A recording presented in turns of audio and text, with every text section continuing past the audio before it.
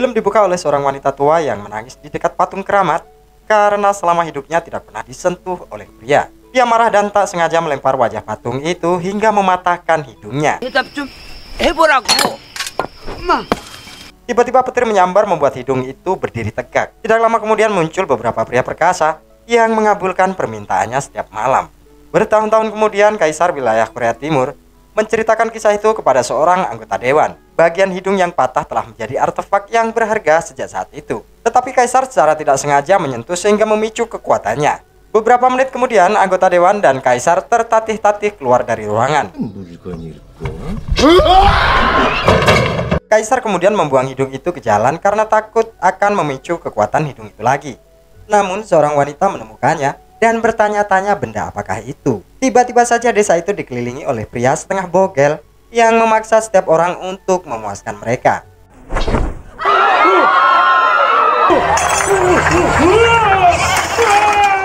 Bahkan para pria dan hewan pun tidak luput dari mereka. Saat semuanya tenang, seorang pria tua memasukkan hidung itu ke dalam botol anggur dan menguburnya ke dalam tanah. Semua orang di desa berjanji untuk tidak pernah membicarakan kejadian itu lagi dan segera dilupakan. Di tempat lain, di sebuah kota wilayah utara di mana perempuan adalah pencari nafkah keluarga, mereka membuat semua keputusan penting. Sementara laki-laki bertugas merawat bayi dan melakukan pekerjaan rumah tangga. Di desa ini, tanggung jawab utama seorang pria adalah memuaskan istri mereka setiap malam selama berjam-jam.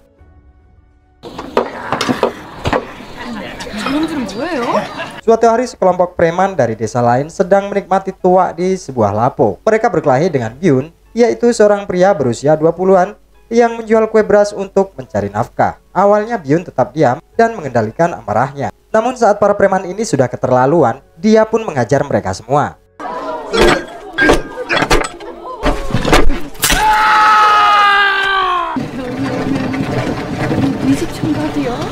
Sekelompok wanita yang tidak jauh dari tempatnya duduk mengawasinya dengan cermat, mendiskusikan seberapa panjang kejantanannya. Seorang wanita tua menertawakannya karena tidak sesuai dengan yang mereka pikirkan. Wanita tua itu pun menceritakan kisah bagaimana dia bisa mengetahuinya.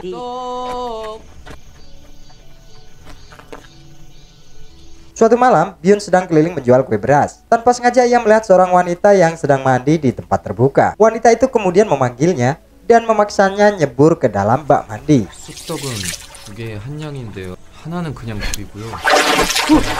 Namun bukannya wanita muda seperti yang diharapkan Byun. Ternyata wanita itu adalah wanita tua yang mengatakan burung miliknya seukuran jerami.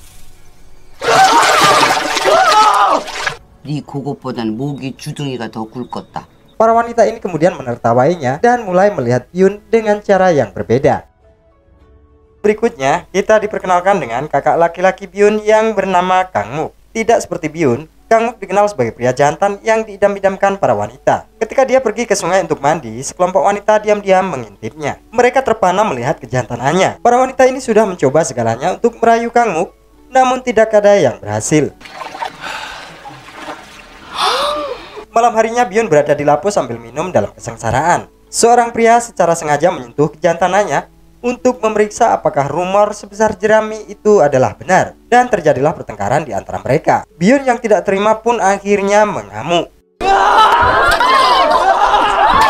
Kang Muk dengan cepat datang untuk menyelamatkan saudaranya dan membawanya pulang. Dalam perjalanan pulang itu mereka bertemu dengan seorang wanita yang bernama Dal Gaeng. Mereka pun terpesona oleh kecantikannya dan akhirnya jatuh ke dalam air.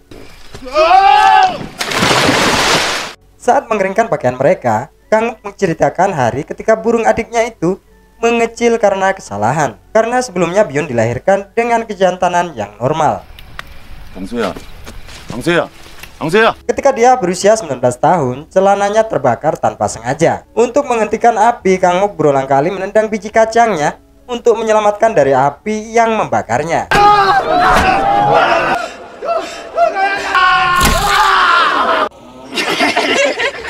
Keesokan harinya Byun tidak sengaja mendengar sekelompok pria membicarakan tentang Dal Gaeng. Gadis cantik ini baru saja pindah ke desa tetapi berhasil menarik perhatian semua orang. Rumor mengatakan bahwa dia mandi di sungai pada jam 8 malam. Sekelompok pria ini akhirnya memutuskan untuk membuktikannya malam itu. Tidak lama kemudian Dalgaeng datang dan membuat mereka terpesona dengan kecantikannya. Dalgaeng secara tidak sengaja kehilangan sandalnya di air dan para pria ini melompat berharap menjadi orang yang paling membantunya. Akhirnya dia mengambil sendiri sandal itu dan berlalu pergi. Keesokan paginya Dalgaeng bangun dan melihat sekotak makanan di luar gubuknya. Kemudian berterima kasih kepada siapapun yang meninggalkannya di sana. Di hari lainnya dia melihat Byun meletakkan kotak serupa dengan bunga di depan gubuknya.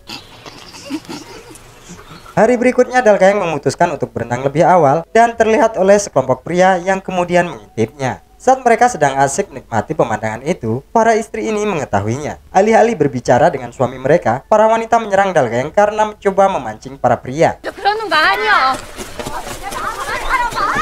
Kang Muk yang sedang memotong kayu tidak jauh dari tempat itu mendengar keributan itu dan berlari untuk menyelamatkannya. Malam harinya Kang Muk memberitahu Byun untuk mulai mempersiapkan pernikahan karena dia telah menemukan seorang istri yang tidak lain adalah Dalgaeng. Merasa patah hati dengan berita itu, Byun pergi ke jembatan dan tenggelam dalam pikirannya. Di suatu tempat yang tidak jauh darinya termenung, pendeta tua dan muridnya terperangkap dalam jaring binatang buas. Mereka telah terjerat selama berjam-jam dan segera membutuhkan bantuan. Byun yang mendengar mereka meminta tolong, akhirnya menyelamatkannya. Pria tua dan muridnya ini mengetahui rahasia Byun dengan kejantanan yang sangat kecil. Merasa berhutang nyawa karena sudah menyelamatkannya, si pria tua menyarankannya untuk minum hanya 1 teguk anggur dari botol yang dikuburnya bersama hidung keramat. Pendeta itu terus menjelaskan konsekuensinya jika Byun meminum lebih dari 1 teguk. Namun dia kaget karena Byun sudah tidak ada di hadapannya. Byun menggali anggur yang terkubur di dalam tanah itu dan menghabiskan seluruhnya di dalam botol itu. Akhirnya ia pun pingsan lebih dari sehari. Ketika sudah tersadar, ia pun berjalan pulang. Di tengah perjalanan dia mendengar kabar bahwa seluruh pria di desa telah direkrut untuk berperang. Namun Byun sangat beruntung karena kakaknya sudah mewakilinya untuk berperang. Dan karena hal itu, dia kini satu-satunya pria yang tersisa di desa. Karena Kang Muk sedang ikut berperang, Byun harus mengurus rumah, jualan, dan yang paling penting adalah kakak iparnya. Pada malam hari, Byun mengantarkan makanan untuk kakak iparnya dan secara tidak sengaja ia melihat Dalgaeng tidur dengan posisi yang membangkitkan kejantanannya untuk pertama kali. Karena anunya yang baru saja diperbaiki, ia pun kesulitan mengendalikan diri. Untuk menghilangkan pikiran negatifnya, Byun membelah kayu bakar sepanjang malam dan minum air kolam. Setelah meminum begitu banyak air, dia harus buang air kecil. Saat itulah dia mengetahui bahwa sangat besar seukuran selang pemadam air. Pada saat yang sama, seorang putri pejabat luar negeri dan pengawalnya sedang melewati hutan di bawah bukit tempat Byun buang air. Kekacauan terjadi karena api menyebar, membakar hutan dan orang-orang mulai berlarian. Namun mereka akhirnya terselamatkan saat Byun memadamkan api dengan buang air kecil dari atas bukit. Dan seorang wanita pemilik lapo pun melihatnya. Bukan hanya itu saja, air terjun bahkan berubah arah ketika bertabrakan. Dan matahari menjadi redup karena tersiram. Para wanita di desa ini mulai kesepian karena suami mereka pergi berperang. Saat mendengar berita tentang kejantanan Byun begitu besar dan kuat, mereka semua menjadi bersemangat. Seorang wanita pemilik lapo yang melihat selang pemadam air itu memberitahu semua orang tentang hal itu. Tetapi para wanita ini hanya akan percaya ketika mereka melihatnya sendiri.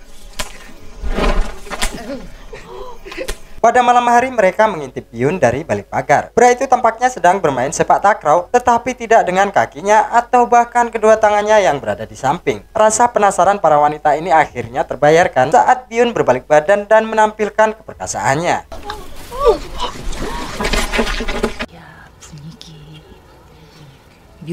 Suatu malam, wanita si pemilik lapo kehilangan kesabaran dan menerobos masuk ke rumahnya. Ia bertekad untuk membuktikan seberapa kuat apa yang pernah dilihatnya itu. Byun mengatakan bahwa wanita itu takkan bisa menanganinya. Wanita itu tertawa karena dia sudah berpengalaman dengan banyak pria yang jumlahnya lebih banyak dibandingkan dengan rambut di kepalanya. Byun pun tertantang dan menghajarnya malam itu juga.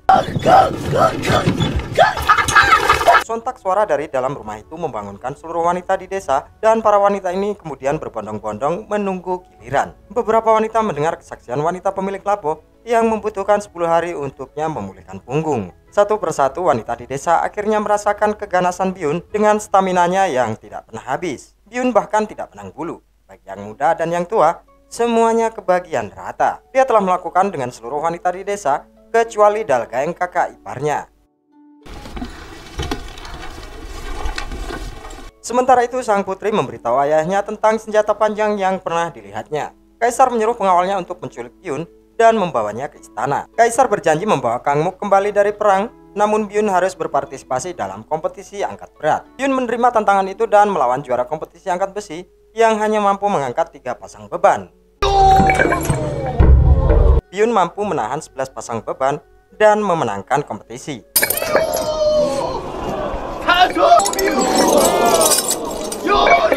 Seperti yang dijanjikan, para prajurit pergi ke zona perang untuk membawa Kang Muk kembali, tetapi mereka tidak menemukannya, yang berarti Kang Muk sudah pasti mati. Tertekan dengan kematian saudaranya itu, Byun menolak untuk berbicara dengan siapapun hingga membuat para wanita kehausan. Mereka mencoba menarik perhatiannya berulang kali, tetapi tidak ada yang berhasil. Bersamaan dengan itu, desa tersebut dilanda kekeringan terparah sepanjang masa. Kelangkaan air dan makanan membuat Dalgaeng jatuh sakit. Setelah seminggu berjuang melawan penyakit itu, dia berada di ambang kematian. Tidak ada dokter yang memiliki cara untuk menyelamatkannya. Tetapi suatu hari, Byun memanggil seorang tabib buta datang ke rumahnya. Pria itu menyarankan bahwa satu-satunya cara untuk menyelamatkan Dalgaeng adalah seseorang mau berhubungan dengannya. Karena Kang Muk sudah mati di medan perang, dengan terpaksa Byun melakukannya. Seperti yang diramalkan tabib itu, Dalgaeng merasa jauh lebih baik keesokan harinya.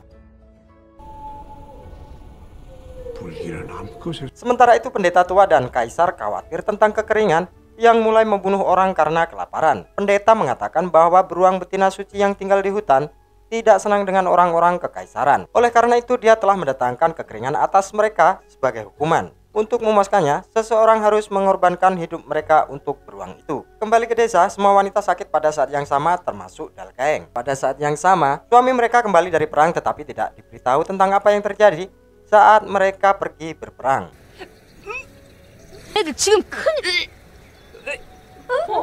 Akhirnya para pria mengetahui bahwa istri mereka semua mengandung anak dari Byun karena dia satu-satunya pria yang ada di desa.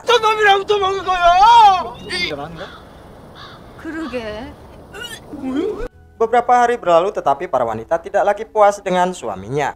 Suatu hari Kang Muk kembali dari perang namun kehilangan satu kakinya. Tidak dapat menghadapi saudaranya dan semua orang yang ada di desa itu, Byun menjadi sukarelawan untuk menjadi korban mengakhiri kekeringan. Para wanita pun menangis karena kehilangan pria yang luar biasa. Byun pun memasuki gua tanpa diberitahu ia akan ditumbalkan kepada beruang. Beberapa waktu berlalu tetapi hujan tidak pernah kunjung datang. Semua orang berasumsi bahwa ritual itu gagal dan Byun mengorbankan hidupnya untuk hal yang sia-sia. Sementara di dalam gua, Byun akhirnya melayani beruang suci itu, memuaskannya dengan cara yang berbeda dari yang diinginkan pendeta. Rencananya berhasil dan desa kini diberkahi dengan hujan yang sangat lebat. Adegan dipotong menjadi beberapa tahun kemudian, kisah Byun sang legenda masih diceritakan di seluruh negeri. Putra-putra Byun telah dewasa dan telah mewarisi kejantanan ekstra dari ayah mereka. Sebagai penutup, seorang wanita memberitahu teman-temannya saat dia bertemu dengan satu-satunya pria perkasa di desa itu. Tanpa mereka sadari, pria yang mendayung perahu itu adalah Byun sang legenda.